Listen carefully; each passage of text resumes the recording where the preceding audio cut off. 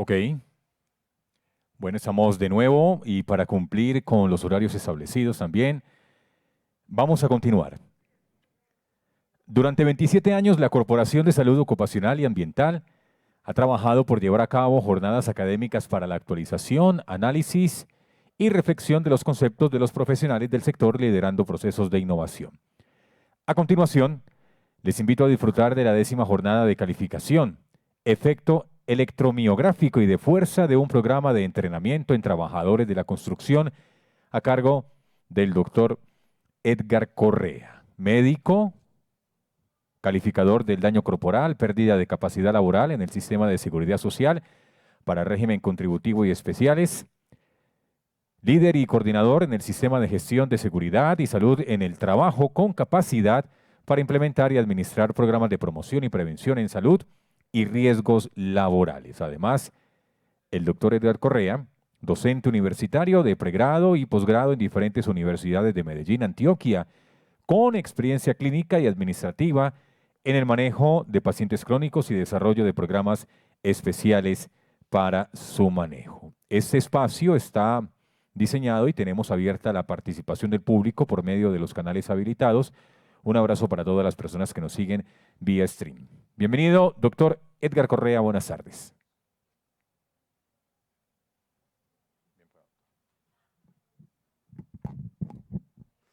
Muy buenas tardes para todos.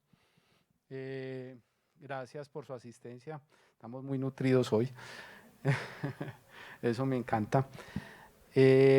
Para los que están vía virtual y para los que están presentes, la idea es presentarles un trabajo de investigación basado en trabajo de fuerza isométrico y que tiene que ver también con el tema de pausas activas que venimos instaurando a partir de la Ley 50 del año de 1989 y el cual a la fecha no ha tenido una valoración ni se han tenido resultados de esta implementación. Como les decía, yo soy médico y cirujano, actualmente me desempeño en la Junta Regional de Calificación de Invalidez y soy docente. Trabajo en investigación en 2 grupos de investigación de fisiología de la actividad física. Yo soy médico fisiólogo y soy médico certificado en ergonomía y libre de dolor. El tema de las patologías osteomusculares es un tema creciente, es un tema que ha ido aumentando y cada vez más en las juntas y en las empresas se presentan patologías de origen laboral que tienen que ver con los desórdenes osteomusculares. La Organización Mundial de la Salud ha establecido que los años perdidos por estas patologías representa el 10% o más en toda la población mundial que se enferma. O sea, eso en años perdidos, eso es muy grande. Para Europa representa el 59% el año 2016 de todas las enfermedades laborales. Y en el último informe de la Unión Europea representa el 67% de la enfermedad laboral. Eso implica que la patología osteomuscular es otra pandemia silenciosa que tienen los trabajadores y hay que entrar a revisarla y organizarla. Entonces la propuesta tiene que ver con eso. Y finalmente en Colombia, en el 2015-2016, el Fondo de Riesgos Laborales y el Ministerio del Trabajo determinaron que la prevalencia de las patologías osteomusculares en Colombia era del 26%, 26.8% en los trabajadores. Eso es lo que reporta FASECOLDA, la Asociación de Aseguradoras, y no se tiene en cuenta lo que reportan las juntas de calificación de invalidez ni las calificadas en primera oportunidad por las EPS y todas aquellas que se presentan en el régimen subsidiado que tampoco están reportadas como tal. En conclusión, puede haber un subregistro de estas patologías. Como vemos en el de los trabajadores de la construcción, nosotros tenemos que es un trabajo muy pesado. Entonces, una foto de una empresa aquí en Colombia, donde se cumplen la mayoría de las normas de seguridad e higiene, ¿sí? Donde vemos que están bien dotados los trabajadores, inclusive a esos trabajadores se les hace pausas activas, ¿sí? Sin embargo, la prevalencia de la enfermedad en ellos es alta y los días perdidos en la construcción es muy alto. ¿Qué sufren principalmente? Patologías de hombro y de espalda baja. Sin embargo, también se evidencia dentro de las historias clínicas y los sistemas de vigilancia epidemiológica patologías de codo, muñeca, coxa y rodilla, ¿cierto? Y patologías neuromusculares como el síndrome del túnel del carpo asociada a tendinitis de Kervane. Son patologías, estas últimas, que van de la mano. En nosotros, como grupo de investigadores, evaluamos entonces la temática que tiene que ver con la patología osteomuscular como movimiento repetitivo. Es una definición desde la ergonomía, ¿sí? Entonces, en ese orden de ideas, nosotros interrogamos qué está pasando con nuestros trabajadores, por qué se nos están enfermando y por qué se están perdiendo días en este sector de la construcción.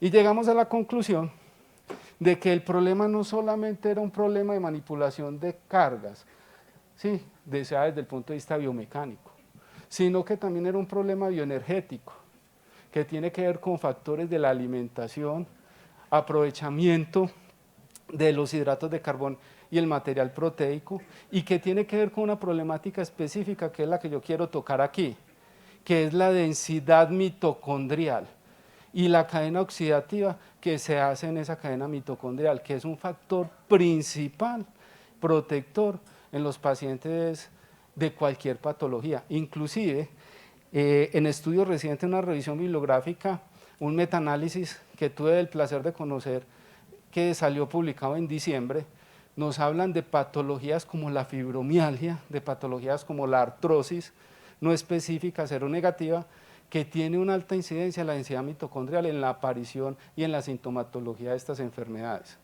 También nos hablaba que las enfermedades que requirieron manejo quirúrgico, las lesiones o rupturas de ligamentos o rupturas musculares, y aquellos deportistas que tienen alta cantidad de lesiones tienen un problema a nivel mitocondrial por una baja densidad mitocondrial, y que cuya recuperación no se basa o no se hace mejorando esa densidad mitocondrial, lo cual los hace que se lesionen más frecuentemente y que tengan mayor días de días perdidos. Ejemplo grande como James Rodríguez, ejemplo no tan grave, Falcao, ¿cierto? Falcao es una persona que se le hizo un trabajo específico para recuperar esa rodilla después de la lesión, y ese sistema miotendinoso mejoró mucho. Entonces, ese tema entonces no se circunscribe solamente a la parte biomecánica. La parte biomecánica es un factor importante. De hecho, hoy en día, hoy los invito hoy en las horas de la noche, a las 19 horas, 7 de la noche, va a haber una charla muy interesante de la ISO a nivel internacional sobre nuevos métodos para identificar factores de riesgo ergonómico, en los cuales nos van a hablar un poquito de esta biomecánica. Yo quisiera que miráramos esto.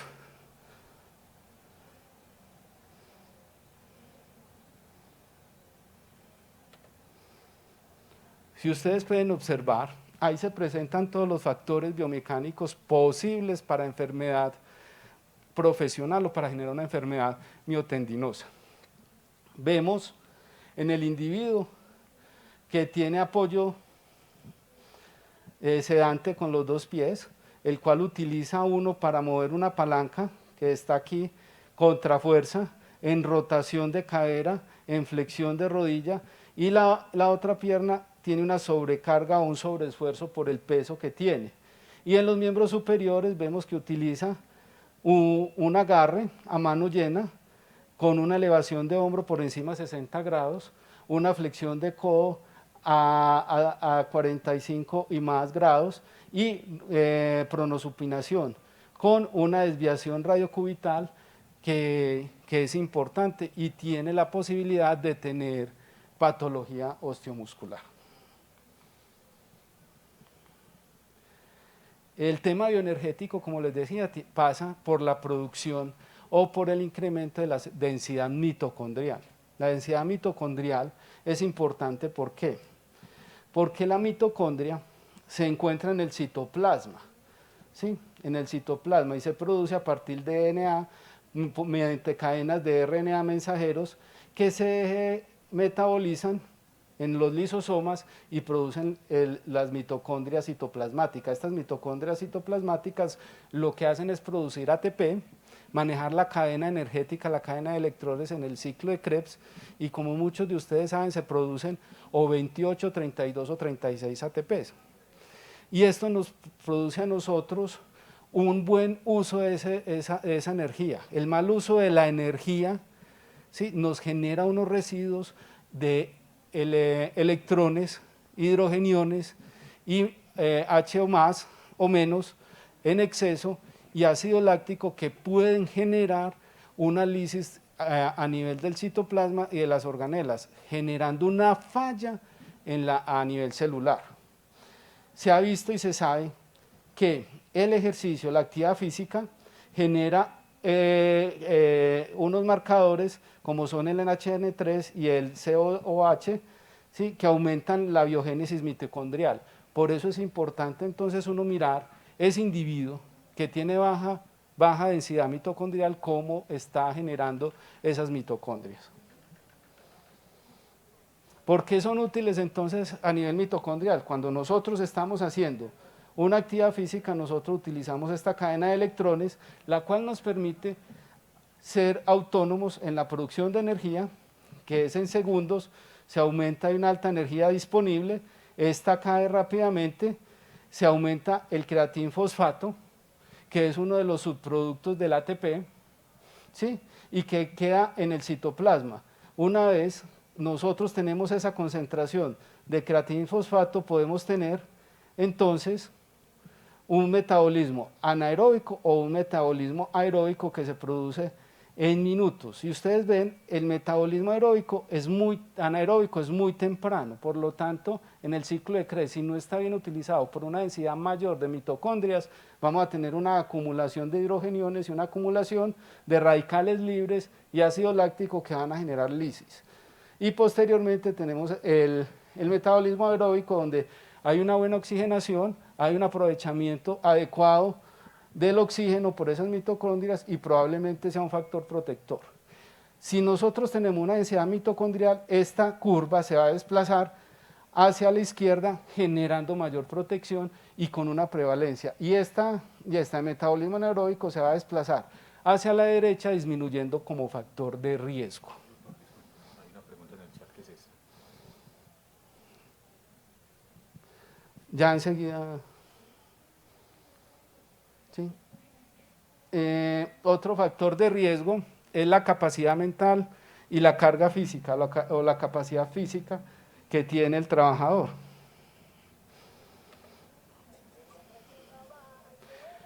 Este individuo está sometido en una cadena cinética, una cadena productiva, que no es controlada por él.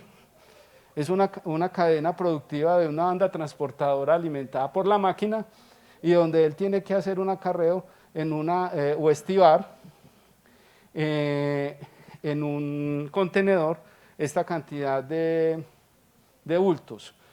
Y estos bultos pesan 50 kilos como mínimo, ese es el peso. ¿Sí? Ahí está tomando tintico, ¿cierto? Y se adaptó.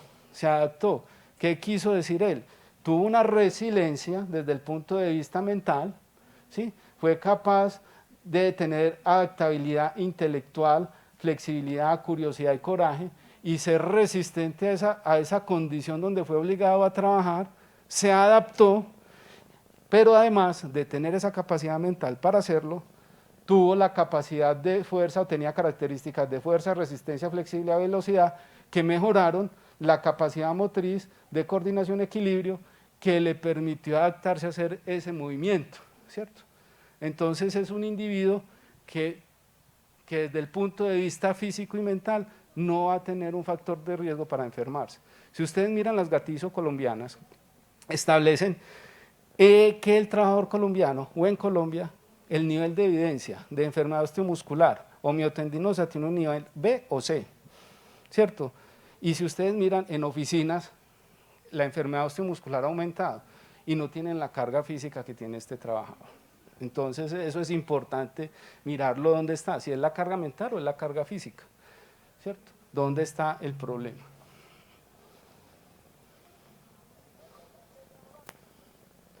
Lo otro, que me hubiera gustado que estuviera aquí la expositora anterior, sobre toxicología y elementos químicos, es este nuevo lenguaje que estamos hablando.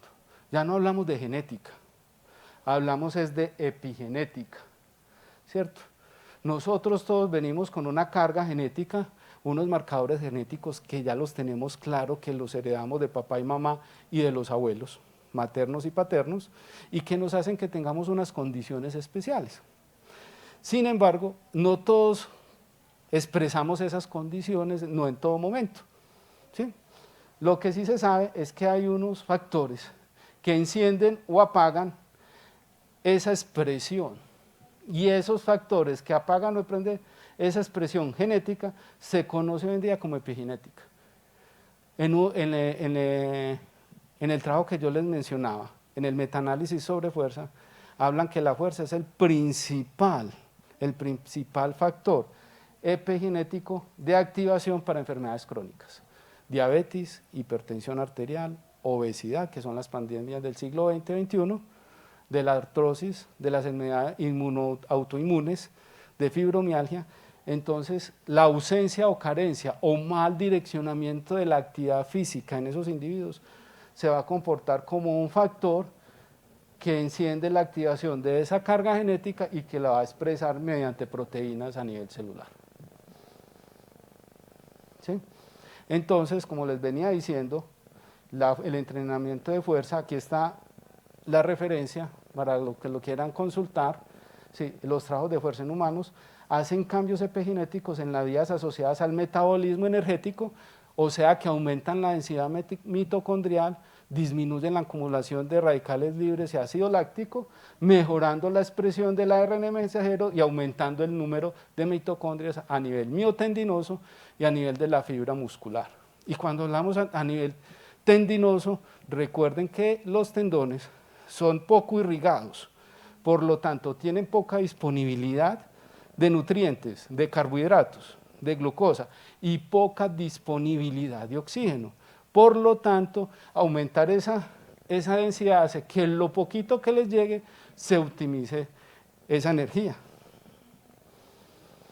Finalmente, todos estos factores de riesgo, todos esos factores que nosotros tenemos, son factores importantes en la generación de las lesiones miotendinosas.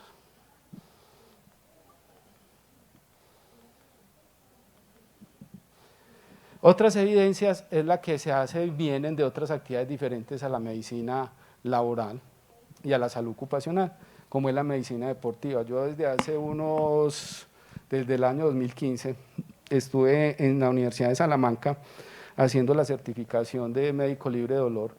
Me encontré que ellos allá hacían mucha actividad física y manejaban el dolor de una manera diferente a como la manejamos nosotros, y manejaban los procesos de recuperación de una manera diferente a como la manejamos nosotros. Ellos, desde el tercer, cuarto día, después de 72 horas, iniciaban trabajos de fuerza controlados en los pacientes para rehabilitación.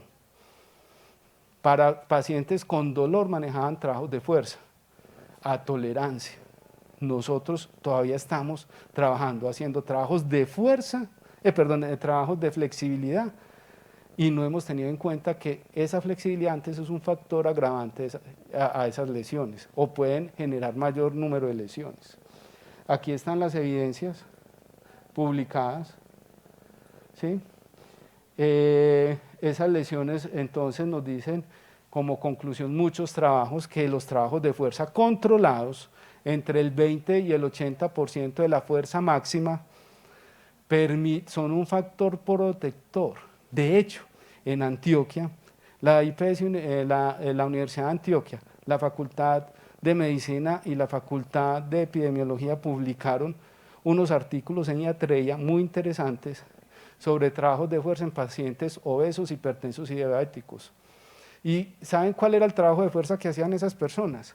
Simplemente con una bolita con resistencia, una rueda o un dinamómetro, lo cerraban, lo sostenían durante 3 a 5 segundos, lo soltaban, hacían 7 repeticiones con espacios de descanso 1 a 1, ¿sí? Durante 12 minutos, y se demostró que esto controlaba en un 5% la presión arterial, o sea, la presión arterial queda en un 5%.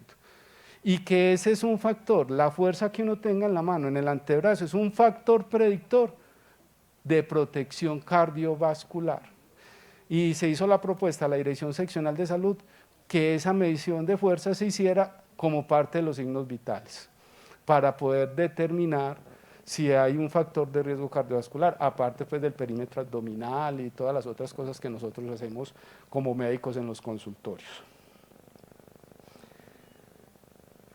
En Colombia, como yo les había dicho, desde la ley 50 y otras normas se trabaja la gimnasia laboral. ¿Y en qué consiste esa gimnasia laboral? Consiste simplemente en estiramiento, calentamiento, calistenia, adecuación al puesto de trabajo o una pausa durante la jornada laboral donde el individuo descansa entre 7 y 15 minutos, acompañado de unas actividades que no son de fuerza, sino que son básicamente de gimnasia, de estiramiento, de elongación muscular, ¿cierto? De ganancia de arcos de movilidad articular. ¿Qué favorece eso? Eso favorece el estiramiento, los rangos articulares, pero aumentan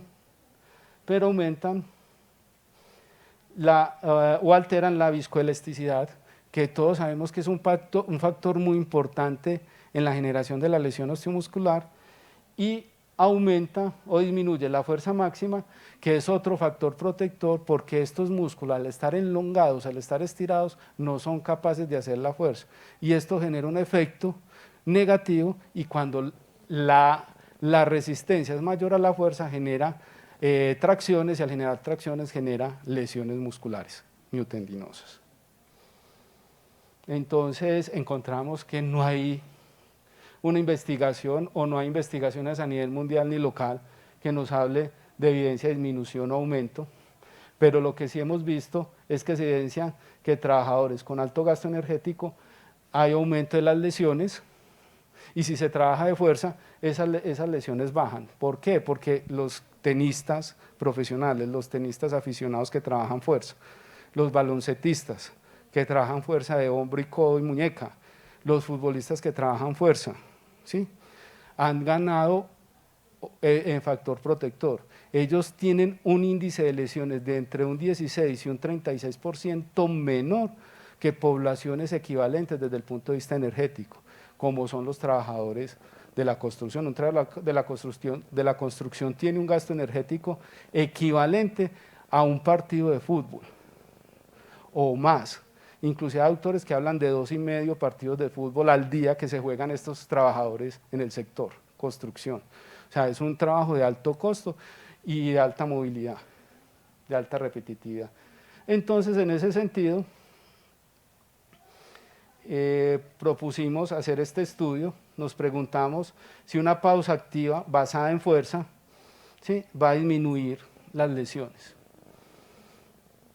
Eso está demostrado en deportistas, en trabajadores no. Problema, no van a pagar un gimnasio, ¿cierto? No se van a ir para un gimnasio. ¿Qué propusimos nosotros como investigadores? Vámonos para la empresa, montémosles el gimnasio allá, pero tampoco teníamos plata para comprar todos estos elementos, pero ellos tienen escaleras, tienen pesos, manejan ladrillos, ¿cierto? Manejan una serie de circunstancias que pueden ser utilizados. Eso se llama funcional, actividad física funcional, ¿cierto? Para las que saben, porque por aquí veo una que sabe como mucho. Y nos preguntábamos si esto tiene algún impacto, si tiene un impacto protector. Y adicionalmente queríamos ensayar, en Colombia tampoco hay muchos estudios, o para la época habían estudios o utilización de la electromiografía de superficie. Hoy en día sabemos que la Escuela de Ingeniería de Antioquia tiene un área de bioingeniería que viene trabajando duro, electromiografía de superficie. Sabemos que la María Cano viene trabajando duro en el laboratorio de biomecánica con electromiografía de superficie. Sabemos que hay una entidad aquí privada que trabaja con deportistas con electromiografía de superficie para detectar fatiga muscular, ¿sí? Eso creo que fue paralelamente, esta última entidad, paralelamente con lo que yo traje de electromiografía, y queríamos mirar eso, y queríamos determinar la fuerza máxima como factor protector. La fuerza máxima es conocida como una RM1 y se toma en velocidad, en una plataforma de salto, squat jump, ¿sí?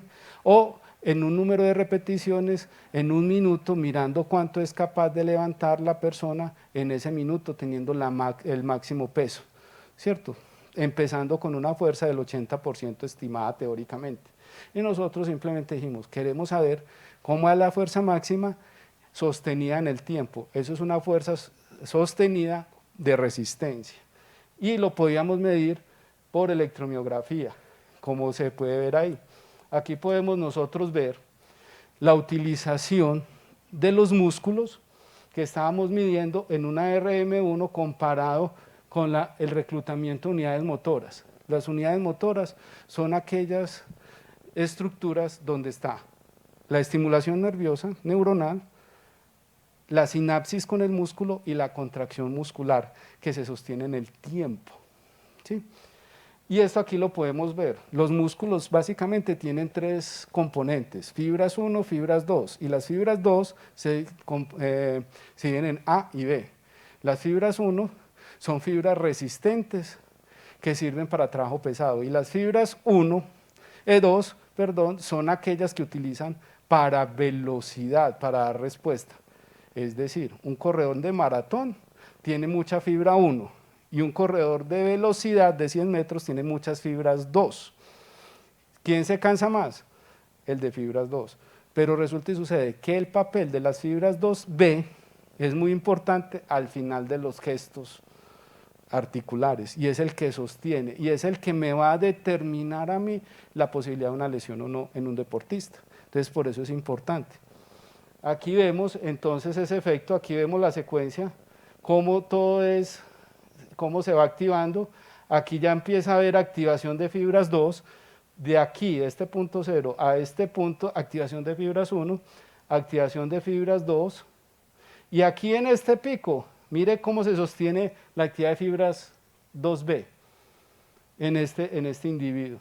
Entonces queríamos mirar eso, y eso comparado, esa sostenibilidad, esa actividad neurológica, esa actividad eléctrica en el tiempo. El objetivo general entonces era mirar esos efectos fisiológicos en tres aspectos: actividad electromiográfica, composición corporal. Cuando hablamos de composición corporal no estoy hablando de peso, estoy hablando cómo está distribuido ese peso en ese cuerpo: masa grasa, masa muscular, masa visceral, ¿sí? Entonces los objetivos del trabajo se determinaron de la siguiente manera: determinar la potencia muscular de los individuos. Adicionalmente quisimos caracterizar la composición corporal. Adicionalmente, explorar los signos y síntomas de estos trabajadores, mirar cuál es la prevalencia en esta población de signos y síntomas de patología osteomuscular, si corresponde a lo que dice el ministerio y demás entidades oficiales. Y para eso diseñamos un protocolo de fuerza basado en fuerza isométrica, llevando el gimnasio al trabajo. ¿Sí? Si lo pudimos hacer en construcción, lo podemos hacer en cualquier empresa. ¿Sí? Se puede hacer en cualquier empresa. Ese era el objetivo. ¿Cómo medíamos esto? ¿Con qué variables? ¿Con qué instrumentos? Tenían que ser, nosotros no nos íbamos a buscar instrumentos, ya los instrumentos están: cuestionario nórdico, signos y síntomas, validado Universidad del Rosario, Universidad de Antioquia, Universidad Nacional, Politécnico Jaime Isaza Cadavid, otras universidades lo han validado. Composición corporal mediante impedanciometría. Fuerza muscular la determinamos como isométrica. Acuérdense que nosotros tenemos tres tipos de fuerza: una que es excéntrica, ¿cierto?, otra que es concéntrica, que es acortamiento del músculo, y otra que es sostenida contra resistencia, donde no hay elongación y estiramiento del músculo. Entonces esa es la que vamos a utilizar, la fuerza isométrica como factor. Entre otras cosas, porque tanto la fuerza excéntrica como la fuerza concéntrica producen más lesiones cuando se hace entrenamiento. se requiere un calentamiento especial, se requiere de calistenia, se requiere estiramiento para disminuir el número de lesiones cuando se aplica ese tipo de fuerzas. Y recuerden, nosotros queríamos ajustarlo a lo que nos dice la norma. La norma nos dice que tenemos 15 minutos para pausas activas. Entonces esto lo que teníamos que hacer era ajustarlo a esa norma. ¿Sí? Evaluamos potencia muscular, reclutamiento de unidades motoras mediante electromografía de superficie y aplicamos un software que tiene un algoritmo que es de la empresa Endurance, ¿sí? Que nos permite hacer la interpretación de todas esas rayas que hay, porque eso requiere pues procesos de bioingeniería grandes. Planteada, buscamos una empresa donde capacitamos primero a los ingenieros y a los responsables de la obra, después a los trabajadores en lo que íbamos a hacer pre, post y test, qué íbamos a hacer durante la intervención. Se tomó una muestra, se hizo un censo de 240 trabajadores, candidatos, después de todo, se presentaron voluntariamente 32 a la experimentación, se hicieron 28 mediciones iniciales, pero desafortunadamente por las dinámicas empresariales, las dinámicas del mercado laboral en el sector construcción, solamente finalizaron 14. ¿Por qué solamente 14? Porque no todos asistieron a las sesiones, se tenía que asistir a un mínimo de sesiones de 12 sesiones y un máximo de 16 sesiones para poder hacer el pre y el post-test. Si a la semana octava no tenían 16, entre 12 y 16, no lo podíamos medir porque no cumplían los requisitos del trabajo. Entonces muchos de ellos no pudieron cumplir por eso. Y 2, porque les dieron el ácido. Ha sido un placer haber trabajado en esta obra, muchas gracias. O sea, hubo un recambio importante esos trabajadores. Estas son las variables y cómo se plantearon. Acuérdese que cuando uno hace un estudio de estos tiene que definir el tipo de estudio, es un estudio cuasi experimental, un estudio prospectivo, o sea, hacia futuro, y donde se determinaron la naturaleza de cada una de esas variables y se definieron las variables con el fin de hacer tener una buena sensibilidad del estudio como tal. Esta es la medición pre-test y la evaluación post-test. También medíamos arcos de movilidad articular. ¿Por qué era importante tener en cuenta el arco de movilidad articular? Era para determinar si esa medición tenía el gesto isométrico que nosotros necesitábamos para medir la resistencia, para medir la fuerza máxima desde el punto de vista electromiográfico. Sí, miren aquí cómo cae y automáticamente hay una caída. Mire aquí cómo sube el arco, la posición, uno empezaría desde aquí a medir, entonces aquí es la activación muscular en esta posición. Si no se hacía con los rangos de movilidad articular, tendríamos otro factor de error que nos invalidaría el estudio. Por eso es importante controlarlo con el arco de movilidad articular. Con eso nosotros sabíamos si esa persona estaba haciendo el gesto articular que nosotros necesitábamos para poder medir la fuerza y la activación muscular. Se utilizó un on-run, esta característica, validado en Colombia, con registro INVIMA, ¿sí? de cuatro electrodos para medir la impedanciometría, y esto nos medía la masa grasa, el peso, la masa grasa, la masa muscular, la masa visceral y la edad relativa del individuo.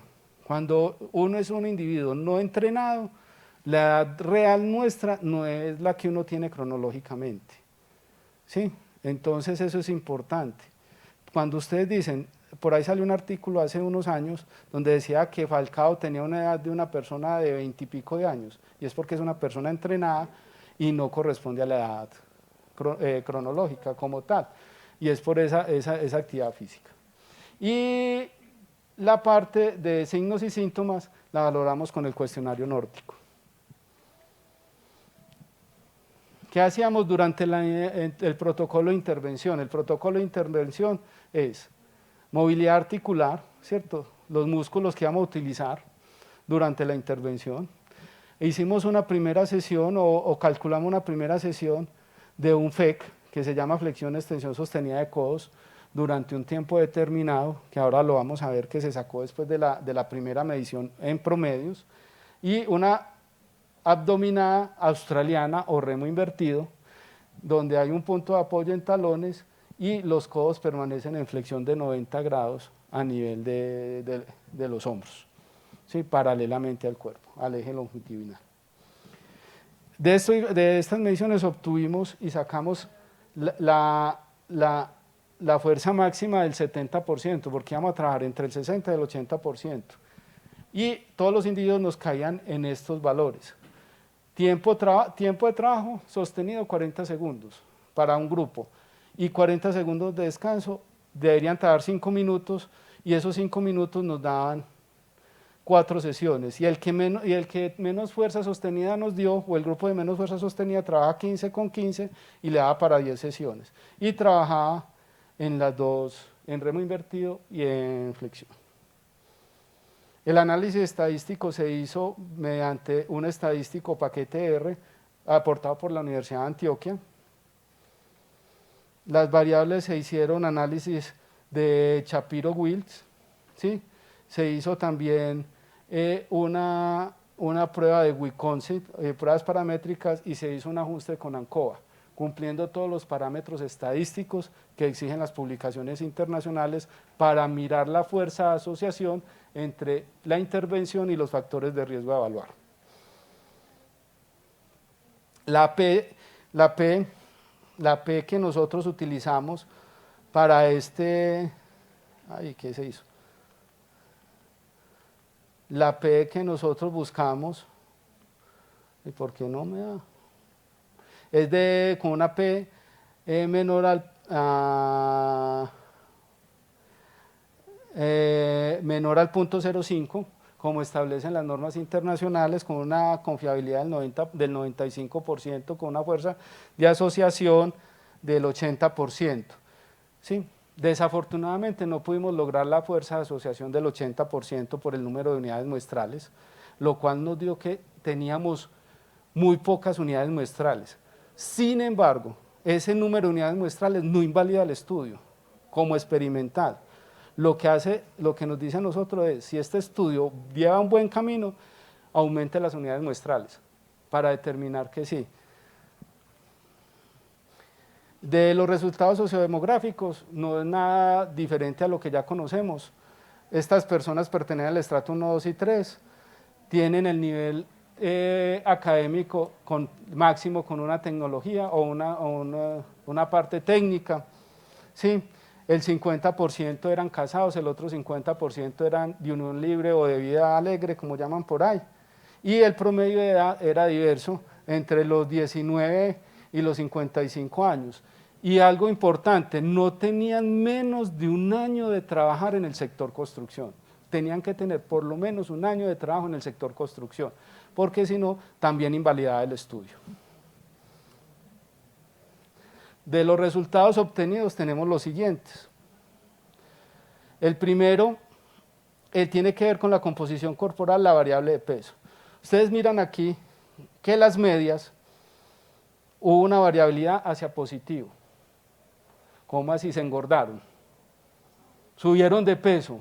En promedio, si uno mira estas medias, estas medianas en promedio subieron 1 kilo, 800 gramos. Pero si uno mira el esquema de bigotes, uno mira cómo realmente eso no es cierto. Lo que se hizo fue una redistribución de esa composición corporal, realmente con tendencia a la baja. Y eso es lo que hay que mirar, y por eso es la composición corporal. Miren, esa composición, miren, la masa inicial, la masa muscular inicial varió y mejoró. Mire que pasó de una mediana de 38,35 a 39,55. O sea, la masa muscular, que tiene que ver con la fuerza, mejoró. Y la masa grasa, que tiene que ver con la enfermedad cardiovascular y otras enfermedades como la obesidad, bajó. O sea que tiene un efecto positivo este entrenamiento isométrico. ¿Sí? Obviamente está la limitación de las unidades muestrales. Con referente a los signos y síntomas, encontramos que de toda esa población, 4 tenían signos y síntomas, que equivalía al 28,6, y recuerden que el ministerio reportó una prevalencia del 26,8, o sea, es concordante, eso es cierto, eso es lo que hay en el medio, en esta población se comporta normalmente, pero algo importante, al finalizar las 12 sesiones o las 16 sesiones, ninguno de los individuos, a pesar de que tenía patología osteomuscular, o sea, tenía la lesión del manguito rotador, o tenía la inflamación por tendinitis, tenía ausencia de signos y síntomas. O sea que el ejercicio, este tipo de ejercicio, ese tipo de actividades mejora esa sintomatología, es hipoalgésico y analgésico, y favorece la rehabilitación. Mire, aquí está el tema ya de potencia, este es el hallazgo más importante, se duplicaron en ambos, en FEC y remo invertido, se duplicaron las medianas. Miren aquí la inicial de flexión, pasó a esto, y con un nivel de significancia muy alto, con un intervalo de confianza muy alto, mayor al 90%, y lo mismo en la dominada. Mire que no hay una soslapación de los bigotes, lo cual nos dice que tiene una alta asociación positiva y de mejora en estos individuos. Esta es la conclusión. Tiene una fuerza con el 95%, con un intervalo de confianza entre el 118 y el 565 por 1000. ¿Qué quiere decir? No pasa por 0, no pasa por 1. Por lo tanto, la evidencia es alta, el estudio tiene una fuerza de asociación importante. Conclusiones. Entonces, que las intervenciones de fuerza presentan mejoría en la fuerza máxima, en la unidades motoras reclutadas, una mejoría de la masa grasa y de la masa muscular. En conclusión. Las variables de peso no es significativo por el número de unidades muestrales, que hubo una mejoría del 100% de los signos y síntomas de la población, que los protocolos de fuerza isométrica son aplicables dentro de la legislación colombiana de las empresas con mínimos elementos que podemos encontrar en las empresas y con protocolos bien diseñados, con tiempos establecidos 1.1 o 1.3, de acuerdo a las necesidades de la empresa y de las características de la población, que hubo mejoría en el reclutamiento de fibras 1 y de las fibras 2, principalmente de las 2B, que son las que hacen la respuesta final en los gestos articulares con mayor protección del músculo a las lesiones, que esto nos abre nuevas posibilidades, como son hacer nuevos diseños o ajustes a protocolos de entrenamiento, ajustes en pausas activas en las empresas, no solamente hacer gimnasia pasiva o gimnasia intelectual, descanso, sino que debemos incorporar trabajos de fuerza. ¿Sí? Que se debe modificar la parte excéntrica por una parte isométrica excéntrica, que de acuerdo a la literatura tendría mayor protección, pero no hay estudios. Toda esta parte isométrica excéntrica es basada en deportistas. Y la gran dificultad fue la consecución de unidades muestrales, tanto por los empleadores como por el trabajador mismo. Hay líneas de investigación para tren superior y tren inferior al respecto para prevenir lesiones osteomusculares y también de espalda. Se aplicaron conceptos fisiológicos desde el deporte hacia la medicina laboral y la salud ocupacional, que también es algo nuevo, uno involucrar una disciplina diferente a la medicina laboral de la ergonomía en temas de prevención y promoción. Y nuevas líneas de investigación basadas en electromiografía y actividad física basada en protocolos de ejercicio isométrico. Yo quisiera resaltar aquí una persona que nos colaboró mucho, que es la doctora Eldanora Jaramillo, que murió durante la investigación. Hildanora Jaramillo, para los que no son médicos y que no son de Antioquia, es un referente de Coldeportes nacional, hoy Ministerio del Deporte, la que más sabe de fisiología, profesora de casi todos los médicos de mi generación y generaciones anteriores, y falleció durante esta investigación.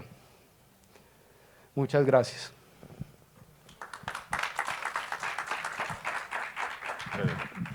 Bien, gracias al doctor Edgar. ¿Alguna inquietud? Al final tenemos un minuto.